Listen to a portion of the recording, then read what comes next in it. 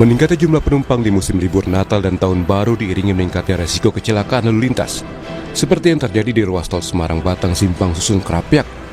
16 orang meninggal dalam kecelakaan tunggal bus Cahaya Trans. Dari keterangan polisi, diketahui sopir belum berpengalaman dan baru mengemudikan bus itu 2 kali. Jangan sampai keluarga harus kehilangan kerabatnya karena kecelakaan. Untuk kasus kecelakaan bus Cahaya Trans, Kapolda Jateng memastikan kepulangan seluruh korban akan ditanggung pemerintah provinsi. Untuk korban yang luka-luka sepenuhnya nanti ditanggung oleh pemerintah Provinsi Jawa Tengah. Kemudian yang meninggal kami juga sudah koordinasi dengan Pak Dokter untuk segera diidentifikasi. Kita akan melakukan pengantaran jenazah ke kediaman. Di Karawang, Jawa Barat, Kementerian Perhubungan melakukan sidak ke Terminal Klari. Hasilnya, sejumlah bus angkutan mudik Nataru tidak memiliki izin trayek dan tidak memiliki dokumen kelaikan kendaraan atau KIR. Satu persatu bus antar kota antar provinsi akan keluar terminal dicek kelengkapan dokumen kendaraannya. Kemenhub memberikan sanksi tegas, menurunkan paksa penumpang dan memindahkan ke kendaraan yang layak jalan. Bus juga dikeluarkan dari terminal dan memberikan teguran tertulis kepada pengusaha untuk melengkapi dokumen kendaraan. Yang tadi diperiksa oleh kami, ternyata ada satu PO. Yang pertama izinnya itu belum keluar, kami sudah operasional. Kemudian yang lebih parah lagi adalah uji kirnya sudah mati dari September 2025. Tindakan yang kami lakukan itu memberikan teguran keras dan mengeluarkan kendaraan tersebut dari terminal. Nah tadi sudah ada penumpangnya, dari penumpang kemanakan Pak? Untuk penumpang, ya beberapa penumpang ya sudah kita keluarkan juga, dipindahkan ke bus yang lain. Baik. Di Terminal Kalideres, Jakarta Barat, awak bus angkutan Natal dan Tahun Baru menjalani pemeriksaan kesehatan. 15 awak bus menjalani pemeriksaan kesehatan menyeluruh seperti tekanan darah, kolesterol, gula darah, dan tes urin. Kegiatan ini dilakukan untuk memastikan keamanan penumpang maupun pengendara itu sendiri. Dari hasil pemeriksaan tugas, seorang kondektor bus terindikasi mengonsumsi alkohol. Petugas pun meminta kondektor itu untuk tidak ikut serta dalam penumpang angkutan Natal dan Tahun Baru. Sidak hingga pemeriksaan kesehatan dilakukan untuk memastikan keselamatan dan keamanan penumpang. Tapi apakah itu cukup atau perlu tindakan tegas lainnya? Tim Liputan Kompas TV.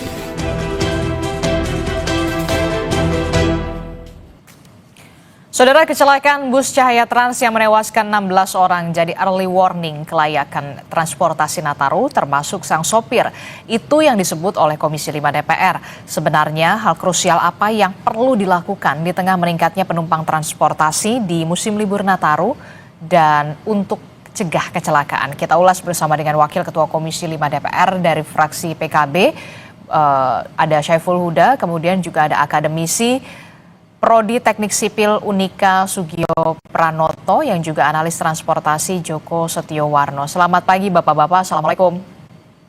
Waalaikumsalam warahmatullahi wabarakatuh. Selamat pagi Pak Joko. Pak Uda, Ya, Pak Disti. Bapak-Bapak, ini kita membahas soal bagaimana menjadi early warning begitu ya, menjadi peringatan tersendiri apa yang terjadi di peristiwa kecelakaan bus Cahaya Trans pada beberapa hari yang lalu. Tentu saja di musim libur Natal dan juga Tahun Baru, meningkatnya penumpang tentu menjadi perhatian khusus harusnya bagi penyedia jasa transportasi. Nah, saya mau ke Gus Huda dulu. Gus Huda, Anda sempat menyebut kecelakaan bus Cahaya Trans ini sebagai early warning soal kelayakan transportasi di masa Nataru.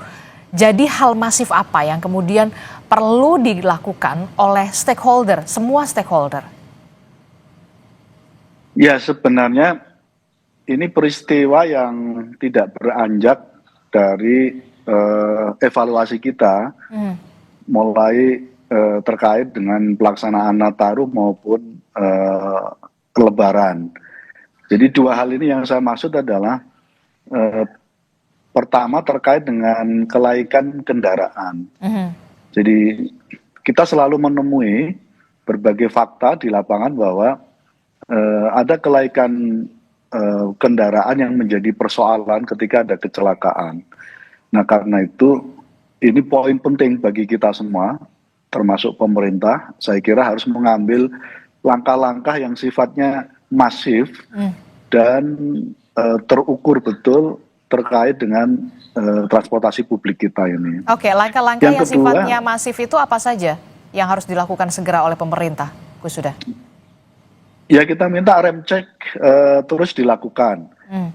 Pemerintah dalam hal ini Kementerian Perhubungan datang langsung ke semua terminal bis di seluruh Indonesia, terutama di Jawa, memastikan kelaikan jalan, kelaikan kendaraan kita bisa dipastikan tidak ada masalah. Nah, rem cek ini menjadi penting sekali karena yang sudah kan kira-kira begini, demand-nya tinggi, PO bis kira-kira pada posisi ya apapun akan dikeluarkan armadanya walaupun posisinya sebenarnya tidak layak jalan. Itu yang saya sebut bis-bis zombie itu. Bahkan tidak hanya bis ya, termasuk mobil-mobil rentalan yang sudah saya kira berulang-ulang menjadi isu kecelakaan kita. Ini betul-betul menjadi zombie bagi publik pemakai kendaraan atau mobilitas masyarakat kita. Nah, yang kedua, Mbak, menyangkut soal kesehatan para sopir kita. Pengemudi. Jadi para pengemudi kita, jujur saja, relatif tidak terkontrol dengan situasi permintaan yang sangat tinggi, lalu jam kerjanya naik, risikonya kemudian kelelahan di jalan dan lagi-lagi kecelakaan karena faktor human error, dan ini sebenarnya bisa dipastikan pemerintah dalam hal Kementerian Perhubungan bisa bekerja keras untuk memastikan ini. Jadi jam kerja ini menjadi penting sekali. Satu sisi kadang mobil atau bis layak jalan, tapi saat yang sama begitu sopir menjadi misalnya kesehatannya tidak fit karena berulang-ulang harus bolak-balik karena permintaan cukup tinggi, itu akhirnya menjadi masalah. Jadi dua hal ini menjadi sangat penting Krusial. Sekali, krusial banget. Oke, saya tertarik. Banyak sekali bus-bus zombie yang kemudian masih dioperasikan, yang sebenarnya ibaratnya sudah seharusnya mati begitu ya, tidak layak untuk beroperasi, tapi kemudian masih dioperasikan. Itu yang kemudian menjadi pertanyaan saya, di mana pengawasan dari kementerian terkait begitu ya, yang punya kewenangan dalam hal ini adalah Kementerian Perhubungan, termasuk juga soal bagaimana kesehatan, kemudian juga jam kerja dari para awak bus pengemudi begitu ya, yang banyak sekali yang overtime begitu ya. Jadi dua faktor ini kemudian ketika dikombo ini ibaratnya menjadi double kill begitu ya, Gus Huda dan juga. Betul. Nah, saya ingin tanya ke Pak Joko. Pak Joko, ini kalau misalkan kita lihat ada bus zombie, kemudian juga ada juga tidak diperhatikan soal awak busnya. Kemarin kita lihat sopir cadangan yang kurang lihai, baru beberapa waktu bisa mengemudikan bus begitu. Ini menjadi perhatian tersendiri, dan apa yang harus dilakukan oleh pemerintah dalam hal ini adalah Kementerian Perhubungan yang punya kewenangan soal pengawasan yang harus ekstra ketat.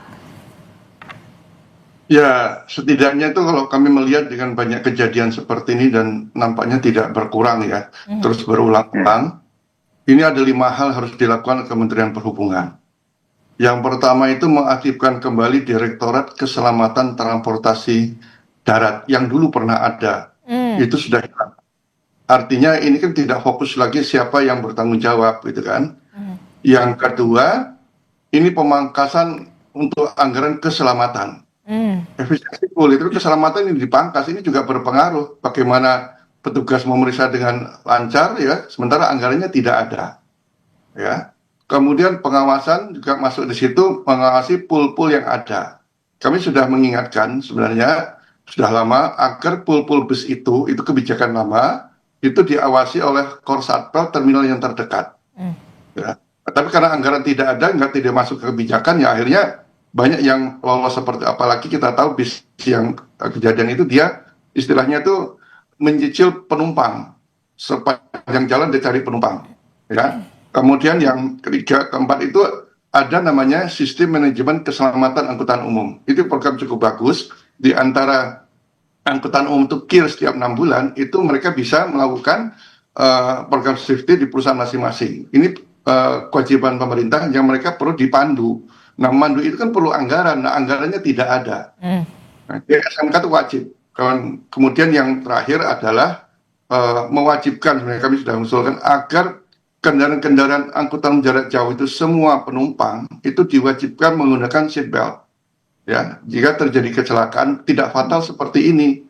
Memang beberapa angkutan jarak jauh sudah menggunakan, tapi masih minim. Karena saya juga sering menggunakan angkutan jarak jauh juga, jadi saya paham kalau perusahaan, tapi tidak sampai 5 kalau perusahaan mewajibkan itu. Jadi kami suruh menggunakan. Memang nyaman, tapi ini tidak dilakukan. Setidaknya 5 hal itulah yang harus diperhatikan pemerintah jika kita ingin mengurangi angka kecelakaan. Karena darat itu cukup tinggi. Bayangin ya, di Direktorat Jenderal Perkeretaapian yang angka kecelakaannya sangat menurun, itu masih ada Direktorat Keselamatan. Bahkan di operator PT Kereta Api juga punya keselamatan. Sementara darat tidak ada sama sekali. Sudah tidak ada, otomatis anggarannya juga sangat minim, efisiensi lagi lebih minim lagi. Gitu. Oke, jadi yang perlu di-underline adalah kalau dari Pak Joko, ya aktifkan saja lagi Direktorat Keselamatan Transportasi Darat begitu ya. Jangan kemudian anggaran untuk keselamatan ini kemudian dipangkas begitu ya. Karena kalau kita mau transportasi ya keselamatan itu yang utama. Nah, ini menjadi masukan tersendiri, Gus Huda. Bagaimana Anda melihat ini soal mendorong pengaktifan kembali Direktorat Keselamatan Transportasi Darat, termasuk juga soal anggarannya, anggaran keselamatan begitu ya, Gus Huda? Setuju saya kira apa yang disampaikan oleh Pak Joko, bagian dari pemerintah memastikan, dalam ini Kementerian Perhubungan, memastikan semua layanan kendaraan transportasi publik kita betul-betul tidak menjadi neraka bagi para pengguna. Ini penting banget ya. Jadi saya pada posisi kira-kira begini, Mbak Adis. Jadi transportasi publik kita ini betul-betul perlu dilakukan semacam perubahan yang cukup fundamental, baik udara, darat, laut, karena ini terus berulang dan frekuensinya cukup tinggi sekali. Nah, memang jujur harus diakui ada situasi di mana Kementerian Perhubungan memang masih butuh support anggaran memang Pak Joko. Hari ini dari anggaran yang tersedia memang mereka masih butuh banget alokasi anggaran yang memastikan semua kinerja menyangkut soal audit kendaraan publik kita bisa terselenggara dengan baik. Kita akan terus upayakan Pak Joko untuk memastikan ini bisa berjalan dengan baik. Tapi dalam jangka pendek ini, Mbak, hasil rapat kerja kami dengan Kementerian Perhubungan sebenarnya pada posisi sudah terus kita dorong untuk concern betul memastikan, mengantisipasi berbagai persoalan menjelang Nataru ini. Tahun ini diperkirakan hampir ada sekitar 119,5 juta. Jadi angka yang cukup besar dan mereka harus selamat semua. Karena itu kita ingin keterbatasan anggaran yang dimiliki oleh Kementerian Perhubungan itu dilengkapi, digenapi dengan sinergi kerjasama dengan semua pihak, dengan pihak kepolisian, dengan pihak Pemda, kabupaten kota, memastikan supaya titik-titik rawan yang selama ini menjadi faktor kecelakaan, misalnya di tempat-tempat dekat destinasi wisata, pasar tumpah, simpang tol di berbagai tempat, saya kira ini perlu dikerjasamakan secara baik dengan pemerintah daerah, dengan pihak kepolisian, gitu. Karena rata-rata memang persoalannya ada di titik-titik rawan itu, dan itu berulang setiap tahun. Nah, sekali lagi, semua kritik dari Pak Joko kita akomodir. Saat yang sama dalam jangka pendek Nataru ini, kita ingin pemerintah, dalam ini Kementerian Perhubungan, memastikan keterbatasan anggaran ini bisa dikerjasamakan dengan semua stakeholder. Oke, tidak hanya soal masa libur Natal dan juga Tahun Baru, tapi kemudian kita juga punya PR besar begitu ya, hanya selang beberapa bulan ini sudah puasa Ramadan. kemudian juga ada mudik lebaran yang kita tahu pergerakan manusia di sana, pergerakan orang di sana jauh lebih besar begitu ya, Gus Huda. Ini tentu saja harus menjadi apa ya? Harus ada mitigasi gitu ya, jangan sampai kemudian ketika ada peristiwa barulah kita membahas seperti ini begitu ya. Dan ini ibaratnya patternnya berulang lagi, yang soal sopir cadangan yang tidak lihai atau kemudian supirnya mengantuk begitu karena memang overtime, termasuk juga remblong, itu juga jadi salah satu penyumbang angka kecelakaan begitu. Nah, perubahan fundamental apa yang kemudian didorong oleh komisi Anda untuk bisa menjembatani untuk ada perubahan di Kementerian Perhubungan ini? Ya, lagi-lagi memang semua isu sebenarnya sudah terus kita bahas setiap kali menghadapi momen-momen besar di Indonesia ini. Termasuk yang tadi saya sampaikan menyangkut soal rem cek, harus dipastikan rutin pemerintah menyelenggarakan itu supaya pihak teman-teman jasa pelayanan kendaraan publik ini, dalam hal ini beberapa PO juga concern betul saat yang sama terkait dengan isu ini. Dan isu soal kesehatan juga itu penting, terutama terkait dengan kesehatan awak kendaraan ya. Dan sekali lagi mau gini Mbak, memang karena sistem dan ekosistem transportasi publik kita ini belum tercipta dengan baik.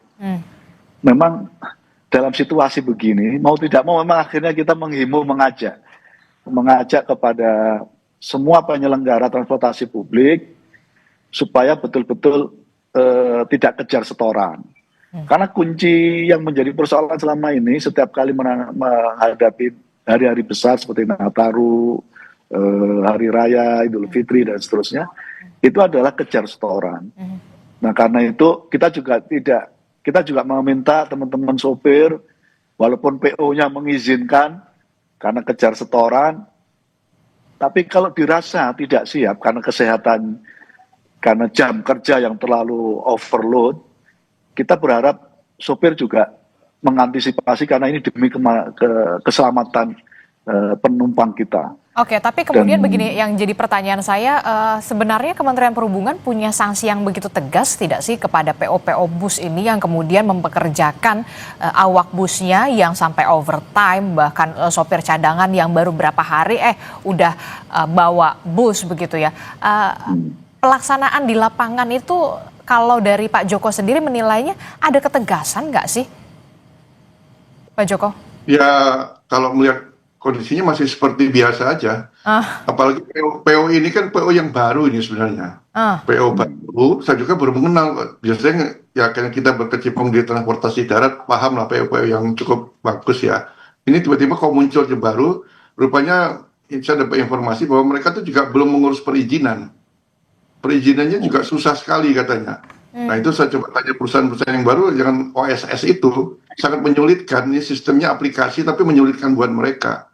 Sementara mereka ini kan mungkin take over dari perusahaan-perusahaan angkutan yang sudah ada ya, yang mau bangkrut mereka take over, harus mengurus izin baru lagi. Di sisi lain kok demandnya ada, mereka jalankan. Nah kaitannya pemeriksaan kesehatan, sebenarnya pemeriksaan kesehatan di terminal itu mestinya rutin. Untuk supir ya, tidak hanya Nataru atau mudik, rutin setiap mau berangkat. Bahkan kami mengusulkan agar di rest area jalan tol juga itu disediakan. Ya kerjasama lah BUJT dengan jasa raja, menggunakan CSR-nya, ya menggunakan tenaga kesehatan puskesmas terdekat menyediakan itu, sehingga ini bisa digunakan untuk supir angkutan umum, baik itu bus maupun truk. Angkutan barang juga bermasalah. Kami melihat dari survei Badan Kebijakan Transportasi dari Pusat Keselamatan dan Keamanan, 60% pengemudi itu pernah mengalami kecelakaan. Dan 80% kecelakaan itu karena mengantuk. Berarti ini menjadi perhatian khusus ya buat pengemudi. Nah, ini yang perlu ditambahkan selain di terminal, ya perlukan kesehatan rutin. Ini wajib lah ya, juga di rest area disediakan. Oke, ini juga jadi masukan juga Gus Huda, tidak hanya tes kesehatan atau cek kesehatan di terminal, tapi kemudian di rest area begitu ya, karena sangat berbahaya sekali ketika mengantuk kemudian mengemudi, termasuk juga soal disinggung soal bagaimana Kementerian Perhubungan punya sanksi yang tegas terhadap PO bus, apalagi ini PO busnya baru. Ya, itu yang tadi saya sampaikan, memang PR berat kita. Semua cara pandang kita soal penyelenggaraan transportasi publik itu judulnya angkut menggampangkan. Iya. Nah, habit ini yang saya kira harus total dirubah, dilakukan transformasi yang serius. Betul, menyangkut soal penyelenggaraan transportasi publik kita. Memang harus ketat, memang harus detail, memang harus ribet, memang gitu. Karena ini demi keselamatan penumpang kita. Jadi apa yang disampaikan oleh Pak Joko menyangkut soal misalnya cek kesehatan di terminal tidak cukup, tapi harus dilaksanakan di rest area atau di tempat tertentu setiap 4 jam sekali harus berhenti untuk sopir itu supaya tidak mengantuk. Ini standar internasional yang kira-kira memang semestinya sudah harus ditaati oleh semua pihak, harus dilakukan oleh semua pihak. Karena sekali lagi memang transportasi publik memang ya harus ketat begitu, yang harus detail begitu, ya harus rigid semacam itu. Nah, karena itu paradigma yang selama ini menggampangkan, lalu melahirkan kendaraan zombie, human error, karena tadi 80% misalnya Pak Joko menyampaikan karena ngantuk, itu semua terjadi karena kita relatif menggampangkan segala sesuatu. Saya setuju penegakan menyangkut soal semua yang melanggar, saya kira pemerintah melalui Kementerian Perhubungan harus tegas. Sekali lagi demi keselamatan pengguna transportasi publik kita, dan ini adalah kelas menengah bawah yang harus kita lindungi dari kecelakaan. Oke, seharusnya peristiwa-peristiwa semacam kemarin PO Cahaya Trans begitu ya, itu tidak bisa saja tidak terjadi kalau memang antisipasinya, pencegahannya itu ada pengawasan yang ketat dari yang punya kewenangan begitu ya. Saya terakhir saya ingin ke Pak Joko. Pak Joko, kalau saya tanyakan ada 3 poin krusial yang segera harus dibenahi oleh Kementerian Perhubungan. Tidak hanya di masa Natal dan Tahun Baru, tapi beberapa bulan lagi juga kita akan menghadapi bulan Ramadan dan juga ada mudik Lebaran. Apa yang harus segera dievaluasi dan harus diperbaiki? 3 poin krusial. Ya, saya pikir anggaran itu penting ya.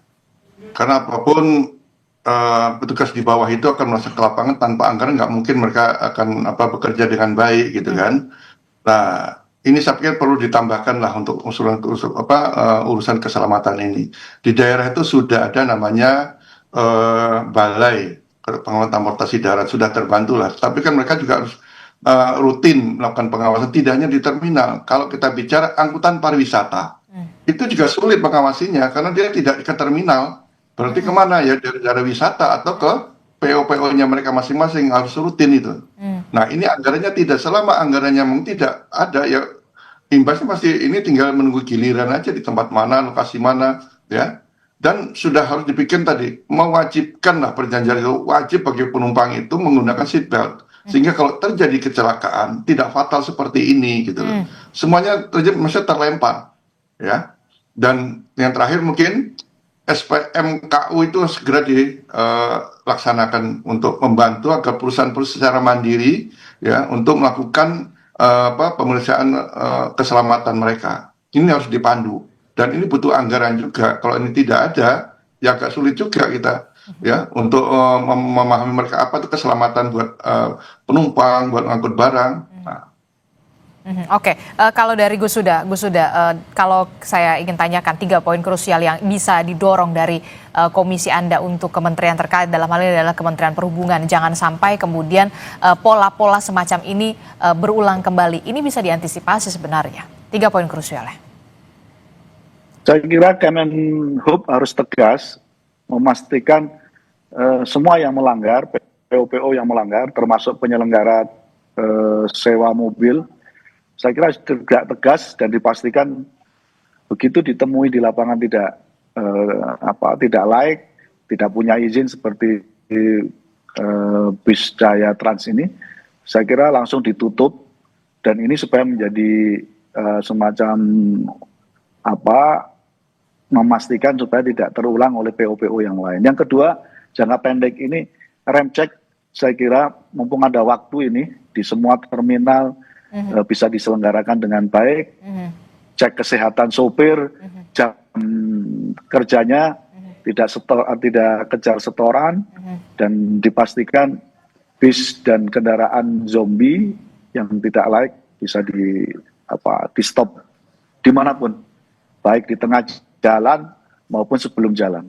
Oke, pengawasan ekstra ketat termasuk juga sanksi tegas terhadap PO-PO atau penyedia jasa layanan yang kemudian masih dalam tanda kutip begitu ya, nakal begitu ya, untuk demi keselamatan kita, karena keselamatan adalah hal yang paling utama dan ini harusnya bisa diantisipasi. Terima kasih Wakil Ketua Komisi 5 DPR RI dari fraksi PKB, Syaiful Huda Gus sudah telah bergabung bersama kami. Kemudian ada Akademisi Prodi Teknik Sipil Unika Sugio Pranoto yang juga analis transportasi, Pak Joko Setiowarno telah bergabung bersama kami. Sehat selalu Bapak-Bapak, Assalamualaikum, selamat pagi. Waalaikumsalam. Saudara, informasi